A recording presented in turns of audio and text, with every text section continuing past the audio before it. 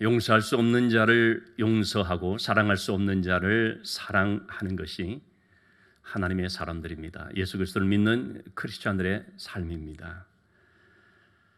짐 신발람 목사님이 쓴 푸른 믿음이라는 책에는 아밀라라는 자매에 대해서 소개를 하는데 목사님이 이런 얘기를 했습니다. 자기가 여태까지 만나본 사람 중에 이렇게 처참한 삶을 산 사람은 처음 본다고. 그만큼 그의 삶이 너무나 힘들고 고달팠던 것입니다. 이 자매는 어릴 때 술만 먹으면 엄마를 때리는 아버지에 맞서다가 그만 아버지에게 성폭행, 겁탈을 당했습니다. 그 고난의 세월을 견디다 못해 16살 때 가출을 했습니다. 근데 이번에는 또 잘못된 남자친구를 만나서 마약에 빠지고 삶이 망가졌습니다. 자신의 그런 곤고한 삶을 도저히 견디지 못해 손목을 긋기도 했고 때로는 아파트에서 뛰어내리고자 혹은 다리 위에서 뛰어내리고자 시도를 했었지만 울면서 포기하기도 했다고 합니다. 지치고 피곤하고 엉망으로 된 그 삶의 모습을 동생의 남편이죠, 제부가 보고 그를 교회로 인도를 했습니다. 처음 교회에 나온 날 저녁 기도회였었는데 목사님이 이런 얘기를 하는 것입니다. 여러분들 과거가 어떠하든지 주님은 당신을 사랑합니다. 당신을 용서하고 지나간 생애를 과거로 덮으십니다. 그것은 영락없는 자기 얘기였습니다. 울음이 터졌습니다. 하나님께서 그의 마음을 만지며 치유하기를 시작을 했습니다. 말씀을 배우면서 죄 사함의 은혜를 깨닫게 되었고 그리고 믿음으로 말미암아 자신의 죄가 깨끗하게 됨을 체험하게 됐습니다. 점점 변해갔습니다. 그러던 어느 날 그는 오랫동안 기도하던 것을 실행하게 됐는데 그것은 바로 자신을 그렇게 망가뜨린 아버지를 방문하는 것이었습니다. 먼 시골 지방에 있었던 아버지를 찾아갔습니다.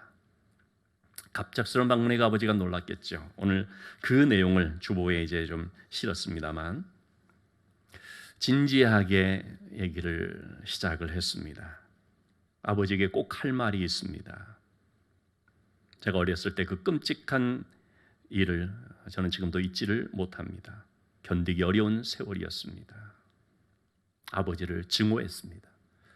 그런데 이 아버지가 그 말을 가로막고 또 그 일을 회피합니다. 그건 지나간 일이다. 마음속에서 분노가 끌어올랐지만 냉정을 찾고 말했습니다.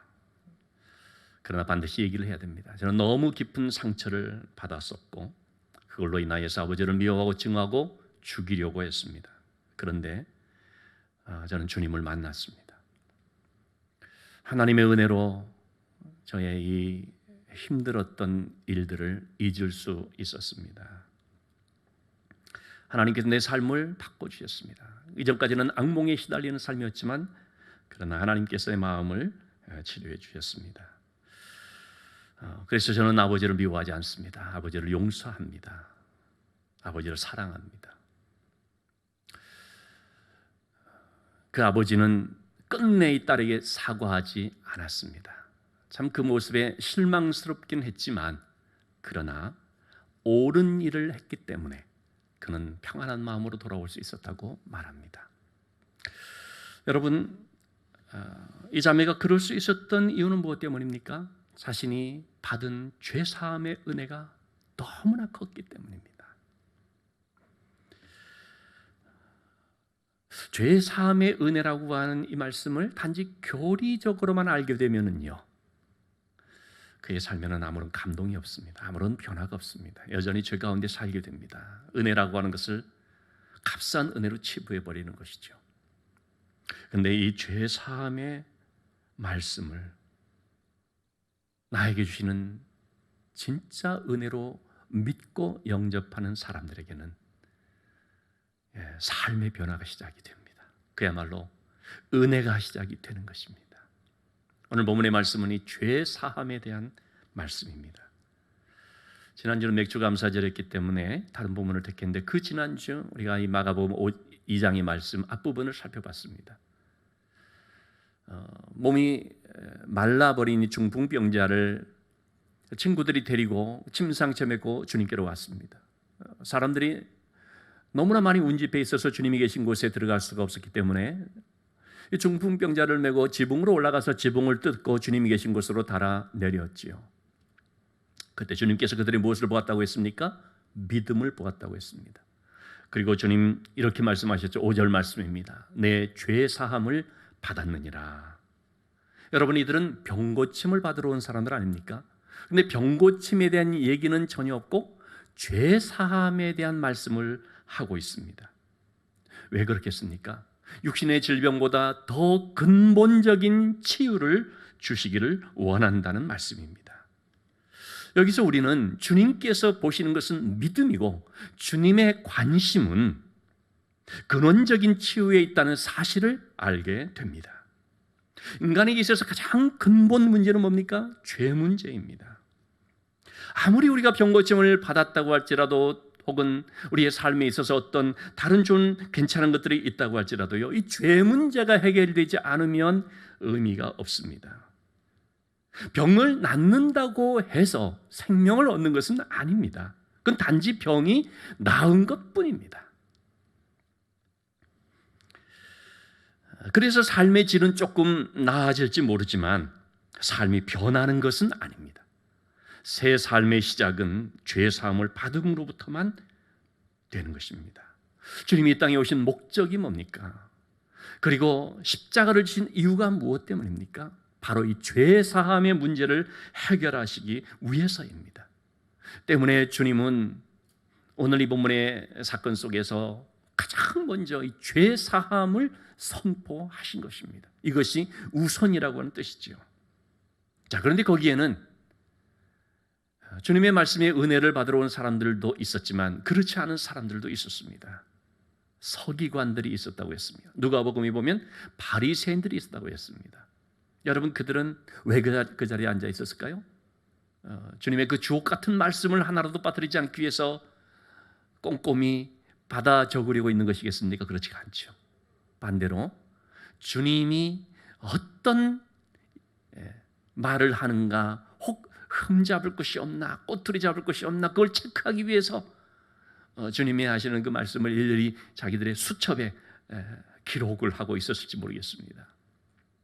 그리고 그들은 드디어 주님의 말씀 속에서 공격할 거리를 하나 발견을 하게 되지요. 책 잡을 것을 그들은 이제 갖게 됐습니다. 그게 뭐냐면 죄 사함이라고 하는 바로 이 문제였습니다.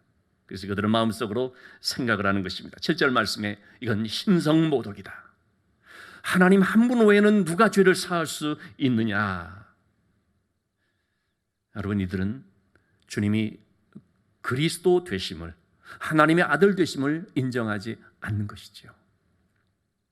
주님은 그들의 마음의 생각을 아셨습니다. 꿰뚫어 보셨습니다. 그래서 말씀을 하셨지요. 8절 말씀에 너희가 어찌하여서 이것을 마음에 생각하느냐. 그러면서 주님께서 주신 답변처럼 주신 말씀이 9절 말씀입니다. 죄 사함을 받았느니라라고 말하는 것과 내 상을 들고 걸어가라 말하는 것 중에서 어느 것이 쉽겠느냐. 여러분, 주님에게는 단순히 병 고치는 것이 더 쉬울 수 있는 문제지요. 사람들의 눈에 확 띌 수 있는, 사람들에게 좀 자극을 줄 수 있는 그런 일들일 수 있겠지요.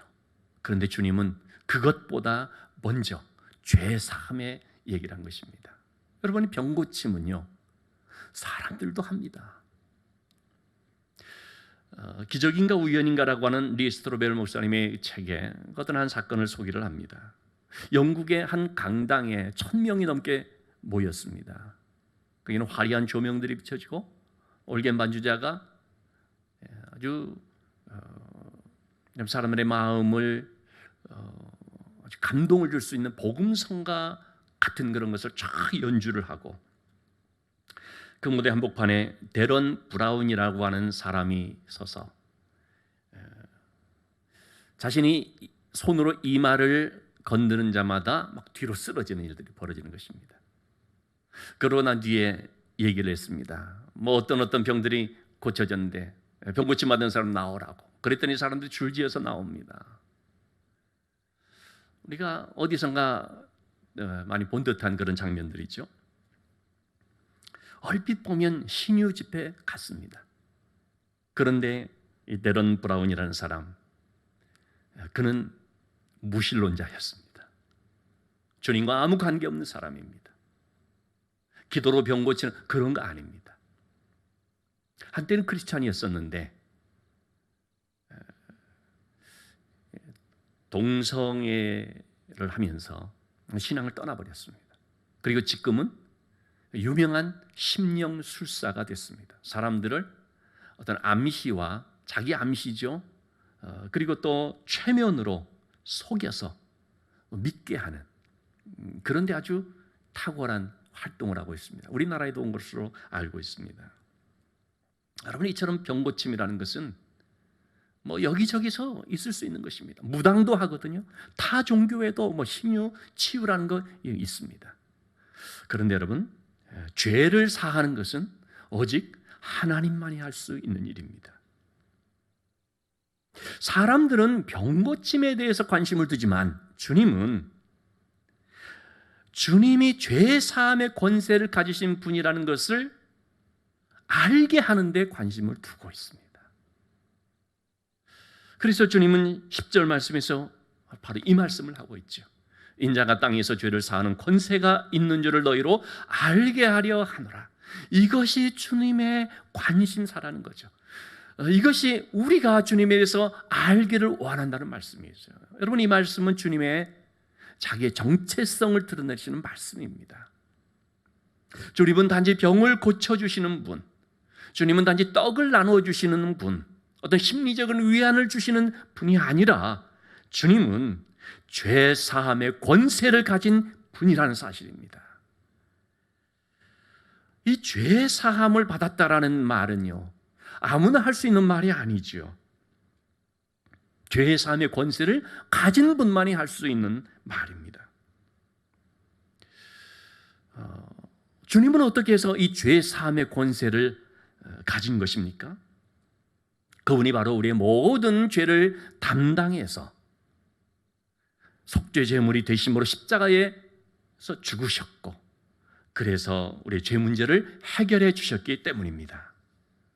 자, 그래서 여러분, 우리는요, 주님께 죄 사함의 권세가 있다는 사실을 알아야 되고, 그리고 주님은 우리에게 표면적인 치료가 아니라 근본적인 치료를, 물질적인 필요를 좀 채워주는 것이 아니라 근본적인 필요를 채워주시고, 어떤 심리적인 그런 위안을 주시는 것이 아니라 온전한 평안과 자유함을 주기를 원한다는 사실을 알아야 됩니다. 주님은 그것을 보여주시기 위해서 이 중풍병자에게 먼저 죄 사함을 받았느니라라는 말씀을 한 것입니다. 표면적인 치료가 아니라 근본적인 치료를 받아야 됨을 말씀해 주신 것입니다. 그 말씀을 하신 뒤에 11절 말씀에 비로소 일어나 내 상을 들고 집으로 가라 말씀을 하셨죠. 그러니 어떻게 됐습니까? 12절 말씀에 주님의 말씀대로 그가 일어나 한 번도 일어나 본 적이 없는, 사지가 말라 있었던, 마비되어 있었던 그 사람이 자신이 누워있던 바로 그 침상을 들고 사람들이 보는 앞에서 자기 두 발로 걸어나가기 시작한 거죠. 자, 이 일을 보는 사람들이 그 반응이 어떠했습니까? 다 놀랐습니다. 하나님께 영광을 돌리며 말하기를 우리가 이런 일을 도무지 보지를 못했다. 자, 그런데 여러분, 이 12절의 말씀을 통해서 우리가 주목해서 생각해 봐야 될 부분이 있다고 봅니다. 이들이 무엇에 놀랐는가? 뭐에 놀랐습니까? 자기들 눈앞에서 중풍병자가 병이 낫는 모습을 보고 놀랐지요. 주님이 그의 병을 고쳐주시는 모습을 보고 놀랐지요. 여러분, 그들은 주님께서 죄 사함의 권세를 가진 분이라는 말씀을 듣고 전혀 안 놀랐습니다. 주님이 너의 죄 사함을 받았다는 그 말씀 앞에 놀라지 않았습니다. 오히려 이런 종교 지도자들은 그것을 시비를 걸고, 또 많은 사람들은 그 말에 대해서는 별 감동이 없고 그렇게 했겠죠. 여러분, 근데 오늘날에도 그럴 수가 있습니다. 교회 안에서도요. 주님이 우리의 죄를 사하는 권세를 가지신 우리의 구세주가 되신다는 그 말씀에 대해서는 늘 듣는 말씀이라 생각해서 그런지 시큰둥하고 별 반응이 없는데, 누군가가 병고침을 받았다라고 한다면 그런 표적을 보고 사람들이 놀라는 것입니다. 자, 다시 말씀드리지만 주님의 말씀에 대해서는 전혀 놀라지 않고 어떤 나타나는 현상이나 표적에 대해서는 놀라는 것이 바로 우리의 모습일 수 있다는 것이죠. 여러분, 정말로 우리가 놀라워해야 할 것은 뭡니까? 우리를 살리시는 생명의 말씀입니다. 참으로 우리가 놀라야 할 것은요, 주님께 죄사함의 권세가 있다는 이 말씀입니다. 주님이 우리의 생명의 주가 되신다는 말씀입니다. 우리는 거기에 놀라야 되는 것입니다. 병고침을 받을 수도 있고 못 받을 수도 있습니다. 그러나 주님의 말씀을 통해서 또는 주님을 만나서 새 생명을 얻은 이것은, 여러분, 이것은 정말 있을 수 없는 일이다라고 생각하면서 거기에 우리가 너무나 놀라는 그런 반응을 해야 된다는 것이죠. 우리는 병 나은 것을 기적이라고 하는데, 여러분, 진짜 기적은 예수 그리스도를 믿음으로 죄 사함을 받은 그것입니다. 여러분, 병 좀 나은 것이, 그것도 대단한 것이지만 그게 기적입니까? 생명이 살아난 것이 기적입니까?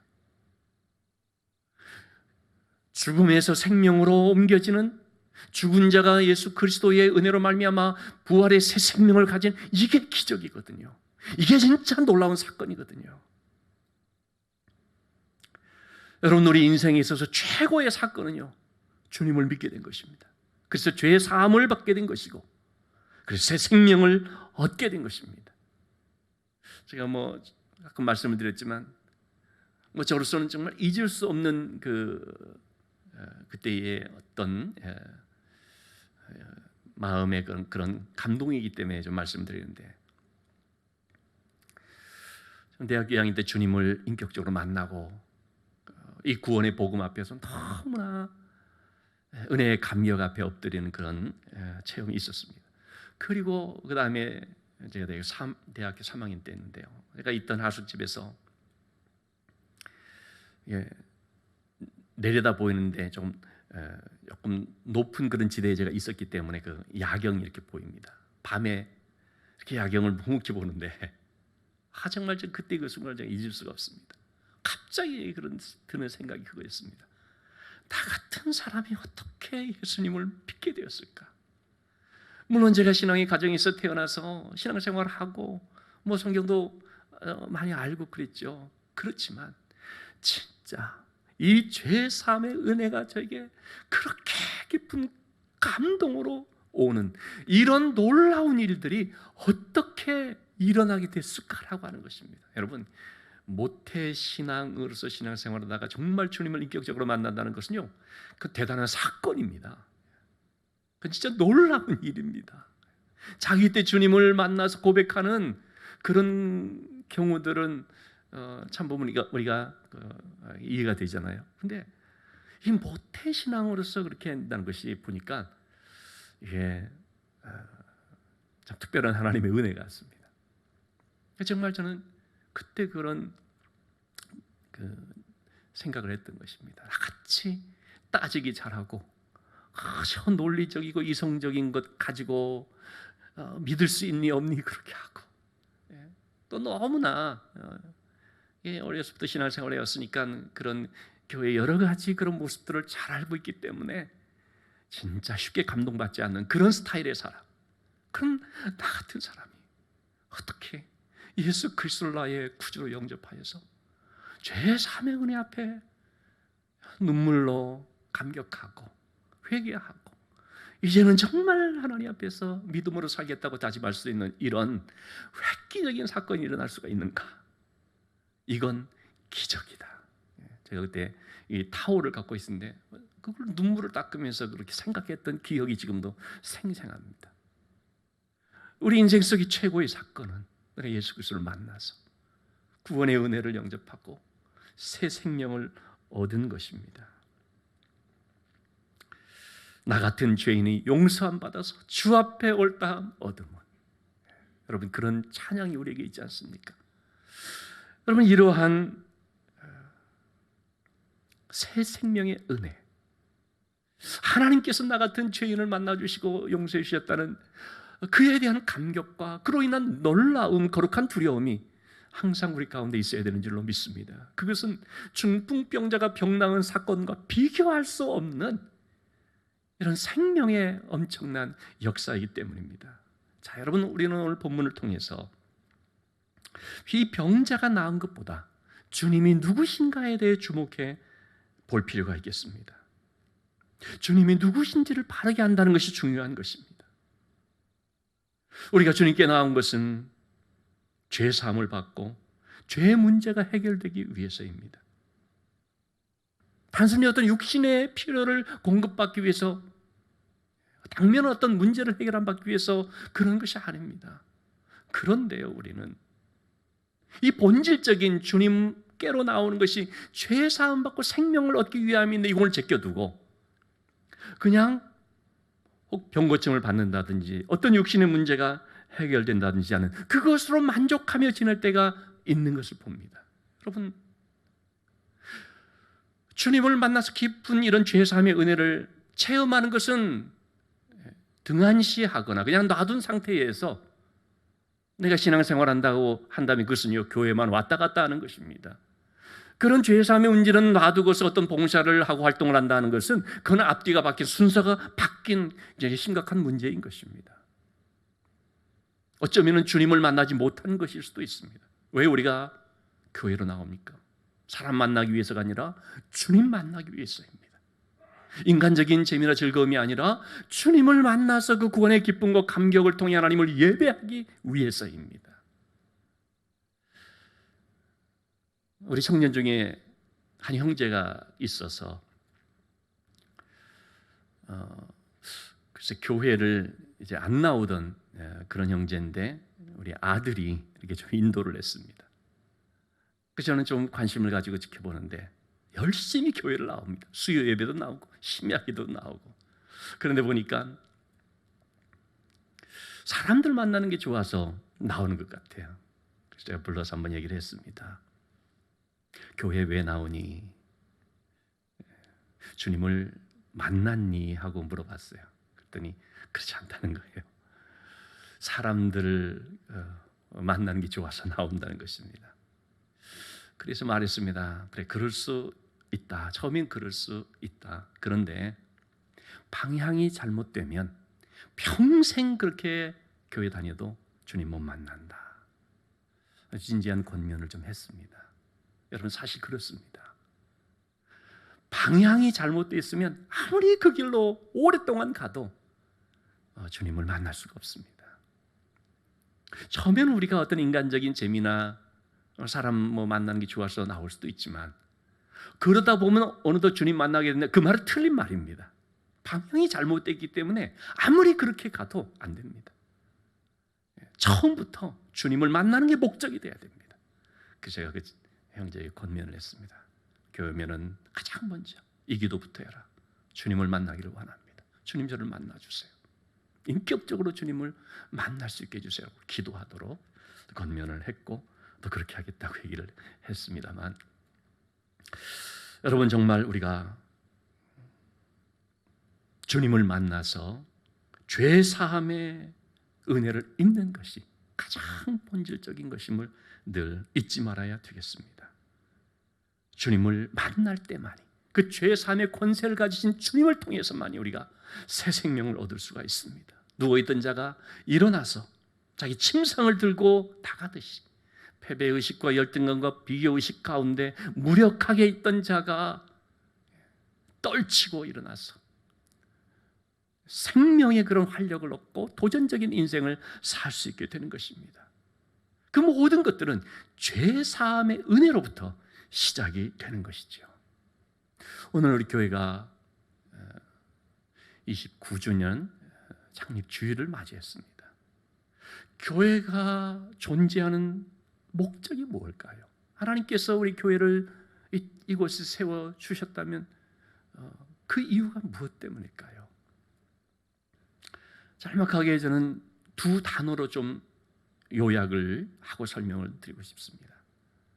교회는 반드시 생명의 역사가 있어야 된다는 것입니다. 하나님께서 교회를 통해서 하시는 일이 뭡니까?